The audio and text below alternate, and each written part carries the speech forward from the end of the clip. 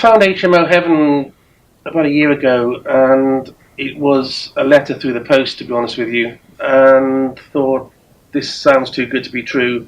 So we immediately had our suspicions about how this would be working out. So I went over and met with Steffi and got on very well, and this could well be a way to continue owning the properties and to hopefully have a secure future with the properties in Newport.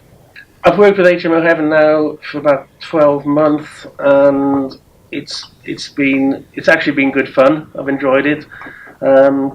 They've taken all the stress, all the headaches, all the heartaches out of the refurbishment, which was extensive. There are pictures available, I'm sure, on the website, but it went from being a very, very derelict, almost unlivable in property, to what is now quite a boutique finish. I'd see them as being partners rather than agents or remote property managers. I see them very much invested in the property. They have an invested interest in the property, and as a result, I know they won't let me down because they care, basically.